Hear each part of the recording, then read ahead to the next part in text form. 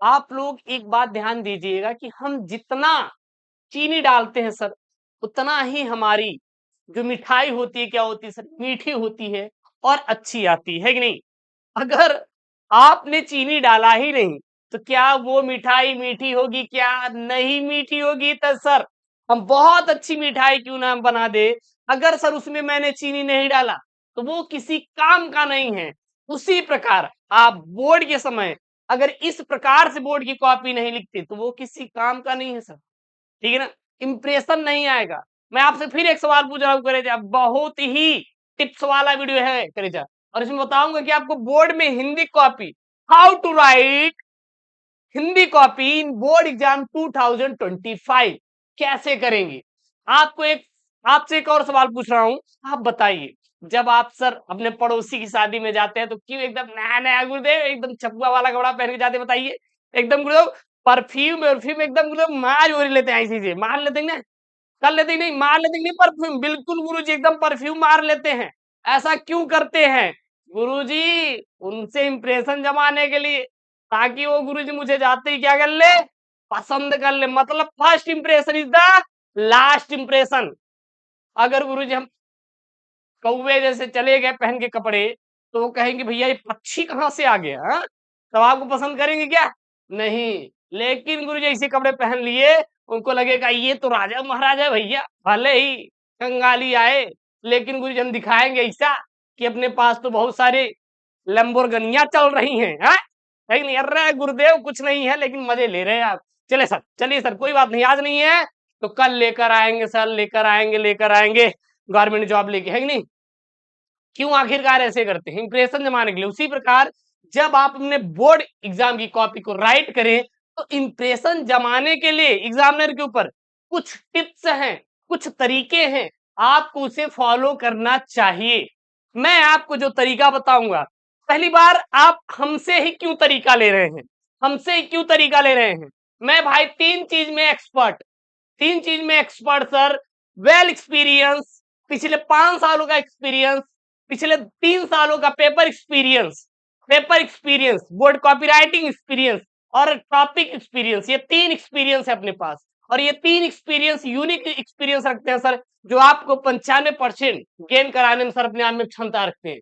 आपने कोचिंग पढ़ लिया, किसी से पूरा नोट कंप्लीट कर लिया, लेकिन आपको पेपर सॉल्व करना नहीं आता, आपको वो पेपर नहीं मिल पाया जो पेपर बोर्ड एग्जाम से बिल्कुल लड़ेगा, आपको वो कॉपी नहीं मिल पाई जो कॉपी आपको जाके बोर्ड में लिखनी है, आपने वो टॉपिक तैयार नहीं किया जो बार बार रिपीट टॉपिक होते हैं, तो सर किसी काम का नहीं है। फिर वही बात हुई कि हम दे दे गुरुजी आपको AK-47, आपको चलाना आता ही नहीं, आपको निशाना बैठाना आता ही नहीं, तो वो किसी काम का नहीं है सर, किसी काम का नहीं है। बस आप सही वीडियो पर आए हो, और इसमें मैं आपको टिप्स एंड ट्रिक्स बताऊंगा कैसे लिखना है, कैसे इंप्रेशन जमाना है। सबसे पहले वीडियो करेजा लाइक करो और चैनल को सब्सक्राइब करो। कर दो भैया सब्सक्राइब, किसका वेट कर रहे हो? देखिएगा, first impression is the last impression, मतलब कि आप सबसे पहले वो प्रश्न का चुनाव करें जिसका आंसर आपको करेक्टली आता हो, या फिर आप बहुत अच्छे राइटिंग के साथ लिख सके करेजा। ये दिमाग में एकदम घुसा लो, दिमाग में एकदम घुसा लो। जैसे कि मैंने यहाँ पे अगर खंड क करना शुरू किया है तो खंड क को ऊपर लिखेंगे, अगर यही खंड ख करना होता तो हम लोग खंड ख को लिखते। सबसे पहले ये सबसे मोस्ट इंपॉर्टेंट होता है। उसके बाद आप ऐसे प्रश्न का चुनाव करें जिसका आंसर आपको अच्छे से आता हो सर। अच्छा, हम आपसे एक बात बोले, बहुविकल्पी ही उठा लेते हैं तो दिक्कत क्या है? आपको क्या दिक्कत है? क्या दिक्कत है? 10 बहुविकल्पी है, उसमें से मान लो हमें 5 अच्छे से आ रहा है, 4 नहीं आ रहा है। अगर मैं कहूं कि आप ऐसे लिखकर, इस टेक्निक से लिखकर, ऐसे सफाई के साथ लिखकर, आपको जो नहीं आ रहा है उसको भी एग्जामिनर को कंफ्यूज कराकर आप पूरा नंबर ले सकते हैं। बिल्कुल, आप ही बताइए, आपसे मैं एक मतलब आपकी थॉट की इमेजिनेशन पर ले जा रहा हूं, ले जाइए इसको, इमेजिनेशन कीजिए। यहाँ पे बहुत सुंदर राइटिंग के साथ कॉपी लिखी गई है। अब क्या आप ये देखेंगे कि इसमें कोई कमी है, या फिर आप इसकी राइटिंग से प्रभावित होकर ये बता देंगे कि नहीं सर इसमें कोई कमी नहीं है और एग्जामिनर चाचा नंबर देता हुआ चला जाएगा। आपको क्या लग रहा है? बिल्कुल आप सही इमेजिन कर रहे हैं कि सर इसमें कोई कमी दिखाई नहीं दे रही है। क्यों? क्योंकि आपका दिमाग तो चला गया राइटिंग पर। बहुत अच्छी राइटिंग है, बहुत अच्छी राइटिंग है। तो इसीलिए कह रहा हूं सर, सबसे पहले राइटिंग पर विशेष ध्यान दीजिए। उसके बाद आपको क्या करना है सर? प्रश्नोत्तर संख्या डालना है। पहला का क सबसे पहले बहुविकल्पी सॉल्व करना, बाकी कुछ मत करो। मेरी बात मानो, सबसे पहले बहुविकल्पी सॉल्व करो। हम कह रहे हैं 10 बहुविकल्पी है, थोड़ा टाइम लगेगा, खींचना खींचना, लेकिन पहला दूसरा पेज बहुत सफाई के साथ, स्टैंडर्ड क्वालिटी के साथ लिखना है। क्योंकि पहला दूसरा एग्जामिनर ध्यान देता है, उसके बाद उतना ध्यान नहीं देगा। तो आपको बढ़िया एकदम जैसे मैं बता रहा हूं वैसे ही आपको प्रश्न लिखना है, पूरा पूरा यहाँ पे क्वेश्चन लिख लेना है, फिर चारों ऑब्जेक्टिव आपको लिखना है, फिर यहाँ पे उत्तर में बढ़िया एक पेज, मतलब एक आपको ऑब्जेक्टिव करना है। जैसे मैंने यहाँ पे किया है कि वासुदेव अग्रवाल की कृति है, क्या है? माता भूमि है। अगर आपको ये भी याद है कि मेरी असफलताएं किसकी है, तो बाबू गुलाब राय की। आधे अधूरे किसके हैं? मोहन राकेश की। आखिरी चट्टान किसकी है? मोहन राकेश की। तो इस प्रकार से आप लिख सकते हैं, मतलब एक पेज में आपको एक क्वेश्चन पूरा पूरा इस प्रकार से आपको छापना है। समझ में आया क्या करेजा? समझ में आया क्या? बिल्कुल सर समझ में आ गया। समझ आ रहा है ना? इस प्रकार से सबसे पहले आप ऑब्जेक्टिव को लिखिएगा, उसके बाद प्रश्नोत्तर संख्या आप दूसरा, क्या? प्रश्नोत्तर संख्या पहले का ख, प्रश्नोत्तर संख्या पहले का ख, ठीक है।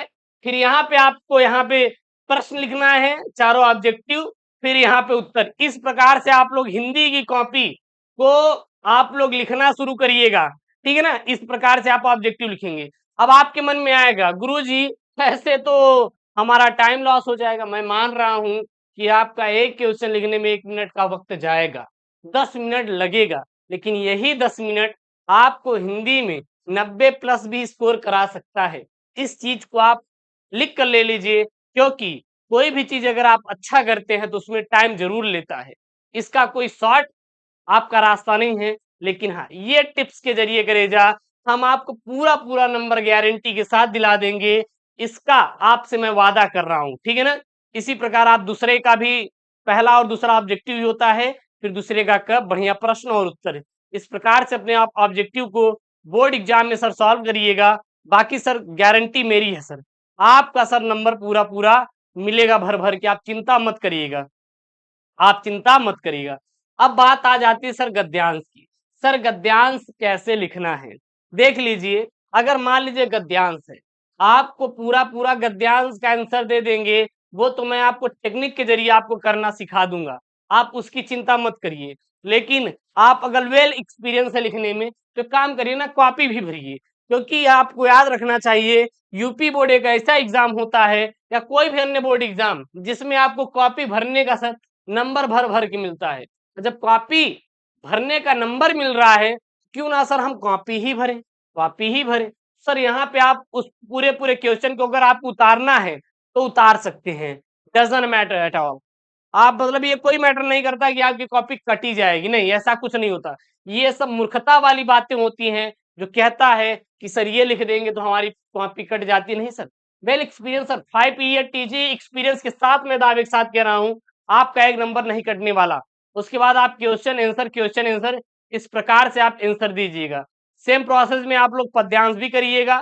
पद्यांश को भी ऐसे करना है, बढ़िया ऊपर आप अपना प्रश्नोत्तर संख्या डालिएगा, उसके बाद आप पद्यांश लिखिएगा, फिर इसके जो क्वेश्चन है वो लिख दीजिएगा, फिर इसके आंसर देते हुए चले जाएंगे। तो इस प्रकार से आप गद्यांश पद्यांश ऑब्जेक्टिव को लिखकर आप यहाँ पे नंबर स्कोर कर सकते हैं। फिर हम बात करेंगे जब आएगा साहित्यिक परिचय, या फिर बात करें हम जीवन परिचय की।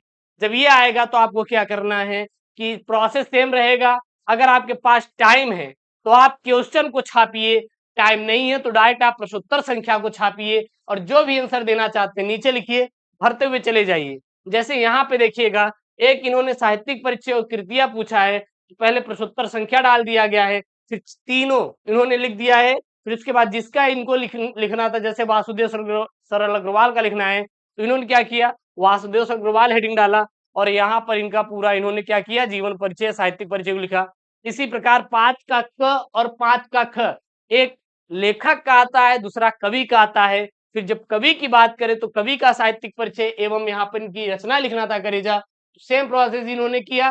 बढ़िया लिखा। उसके बाद इन्होंने इस प्रकार से इसको लिखा है। भाई साहब ये एकदम बोर्ड वाली कॉपी है जो कि लिखी जाती है एग्जाम में, ठीक है ना, सेम टू सेम पैटर्न पर लिखा जाएगा, ऐसे ही आपको लिखना है। और एक चीज और, बच्चे कुछ कमियां भी करते हैं, छोटी छोटी माइनस मिस्टेक करते हैं। जैसे कि आप क्या करेंगे, एक लाइन इधर ड्रॉ किया गया है और इधर एक भी लाइन ड्रॉ नहीं किया गया, तो इसका मतलब है आपको केवल अपने लेफ्ट हैंड साइड की तरफ ही लाइन को ड्रॉ करना है, राइट हैंड साइड की तरफ बिल्कुल भी मत जाइएगा, ठीक है। पता लगा आप उधर खींच दिए लाइन। अब एग्जामिनर चाचा को लगा क्या कि भैया ये तो कॉपी भर रहा है, ये तो कॉपी भर रहा है, तो उसके दिमाग में ये चीज बिल्कुल भी मत डालिए कि आप क्या भर रहे हैं सर, अपने कॉपी को भर रहे हैं। आप अपने कॉपी को नहीं भर रहे, उसके दिमाग में ये डालिए कि हाँ हम अच्छा कर रहे हैं, हम अच्छा कर रहे हैं, यही बस आपके दिमाग में होना चाहिए। और फिर प्रश्नोत्तर संख्या 7 जो खंडकाव्य है उसको लिखने के लिए आपको अपने इसको करना है, ठीक है ना, लिख लेना है, कोई दिक्कत नहीं। उसके बाद शुरू होता है खंड ख। पहले खंड क को पूरा हमने आंसर दे दिया, उसके बाद खंड ख को जब शुरू करना, यहाँ पे शुरू किया, तो सीधी सी बात है, पहले खंड ख को आप लिख दीजिए।